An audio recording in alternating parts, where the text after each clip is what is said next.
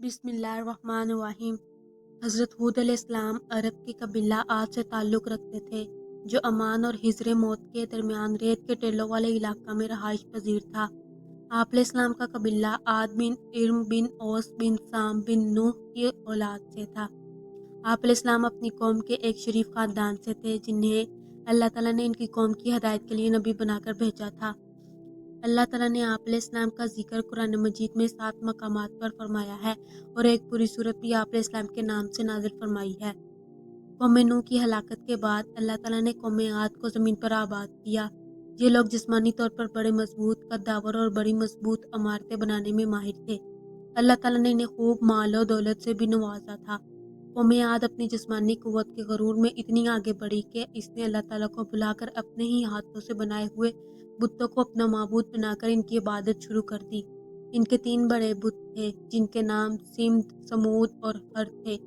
कौम आद को गुमराही से निकाल कर हदायत की तरफ लाने के लिए अल्लाह ताला ने इसी कौम के एक फर्द हज़रत हूद अलैहिस्सलाम को नबी बनाकर इनके पास भेजा।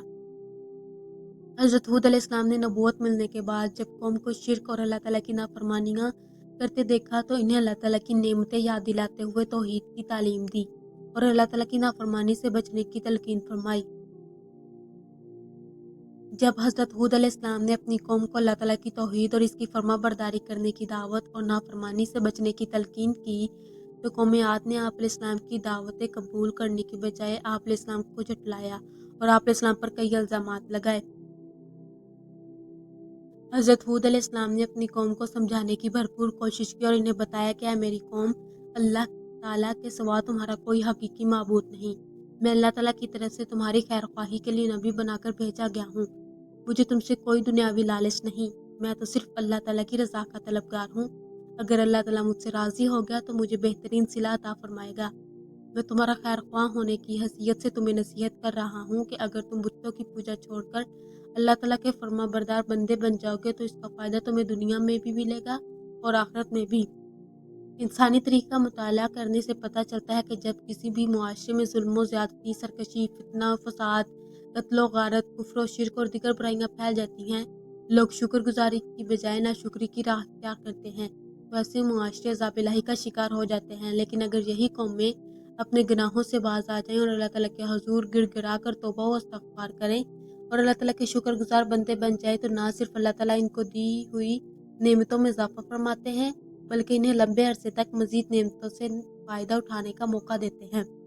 जैसा कि हज़रत हूद अलैहिस्सलाम ने दुनिया और आखिरत का फ़ायदा बताते हुए इन्हें अपने गुनाहों पर शर्मिंदा होने और तौबा व इस्तग़फ़ार की तलकीन की, ताकि अल्लाह रब्बुल इज़्ज़त राज़ी होकर इन पर मज़ीद नेमतों की बारिश फरमा दे। हज़रत हूद अलैहिस्सलाम ने अपनी कौम को बुतों की इबादत छोड़कर अल्लाह ताला की इबादत की तरफ लाने में बहुत कोशिश की, लेकिन जब कौम ने दावत तौहीद को तस्लीम नहीं किया, तो आप अलैहिस्सलाम ने कौम के माबूदाने बातिला से खुलकर बेज़ारी का ऐलान फरमाया।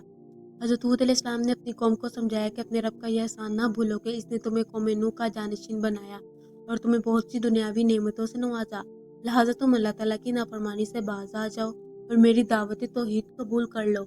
कौम के सरदारों और अवाम ने बरहम होकर कहा कि अच्छा, अगर तुम अपनी दावत में इतने ही सच्चे हो तो हमारे लिए अल्लाह ताला से अज़ाब तलब कर लो।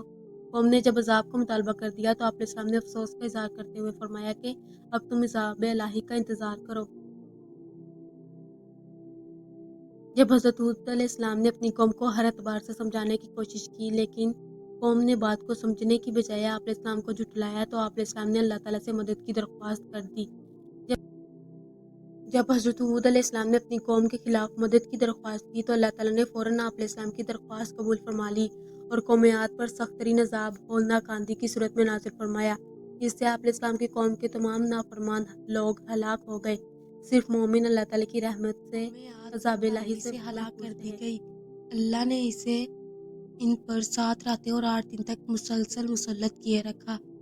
फरमाने इलाही है, जब उन्होंने अज़ाब को बादल की शक्ल में देखा जो इनकी वादियों की तरफ बढ़ रहा था, तो कहने लगे ये बादल हम पर बरसने वाला है।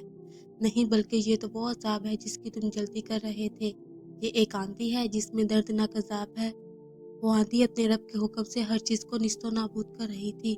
चनाचा वो ऐसे हो गए कि इनके खाली घरों के सिवा अब वहाँ कुछ भी नज़र नहीं आ रहा था। हम मुजरिम कौम को ऐसा ही बदला देते हैं। بس ہم نے ہود علیہ السلام اور ان کے ساتھیوں کو اپنی رحمت سے بچا لیا اور ہم نے ان لوگوں کی جڑ ہی کاٹ دی جنہوں نے ہماری آیات کو جھٹلایا تھا اور وہ ایمان لانے والے ہی نہ تھے۔ حضرت عائشہ رضی اللہ تعالیٰ عنہ فرماتی ہیں کہ جب بھی بادل آتے یا تیز ہوا چلتی تو آپ صلی اللہ علیہ وسلم پریشان ہو جایا کرتے تھے۔ میں نے پوچھا، ہے اللہ کے رسول صلی اللہ علیہ وسلم، آپ پریشان کیوں ہو جاتے ہیں جبکہ لوگ تو انہیں دیکھ کر خوش ہوتے ہیں؟ آپ صلی اللہ علیہ وسلم نے فرمایا، اے عائشہ، میں کیسے مطمئن ہو جاؤں؟ ہو سکتا ہے کہ اس میں عذاب ہو، کیونکہ ایک قوم ہوا ہی سے ہلاک ہوئی تھی، اس نے عذاب کی گھٹا دے کر کہا تھا یہ بادل آ گیا جو ہم پر خوب برسے گا۔ حضرت عائشہ رضی اللہ تعالیٰ عنہ فرماتی ہیں کہ بارش کے وقت آپ صلی اللہ علیہ وسلم یہ دعا مانگتے تھے، اے اللہ، میں آپ سے اس ہوا کی اور اس میں جو بھلائی ہے اور جسے یہ ساتھ لے کر آئی ہے اس کی بھلائی طلب کرتا ہوں، اور میں آپ سے اس کی اور جو اس میں ہے اور جس چیز کے ساتھ سے بھیجی گئی ہے اس کی برائی سے آپ کی پناہ مانگتا ہوں۔ جب آسمان پر بادل آتے تو آپ صلی اللہ علیہ وسلم کبھی کمرہ میں داخل ہوتے، کبھی باہر نکلتے۔ جب بارش ہو جاتی تو آپ صلی اللہ علیہ وسلم مطمئن ہو جاتے۔ میں نے آپ صلی اللہ علیہ وسلم سے اس حالت کا متعلق پوچھا تو آپ صلی اللہ علیہ وسلم نے فرمایا، کہیں یہ وہی آندھی نہ ہو جو قوم عاد پر آئی تھی۔ قوم عاد سے ہمیں یہ سبق ملتا ہے کہ کبھی غرور نہیں کرنا چاہیے اور اللہ کے احکام کو کبھی ہلکا نہیں لینا چاہیے۔ اللہ ہر چیز پر قادر ہے، جب اس کا عذاب آتا ہے تو کوئی بھی چیز بچ نہیں سکتی۔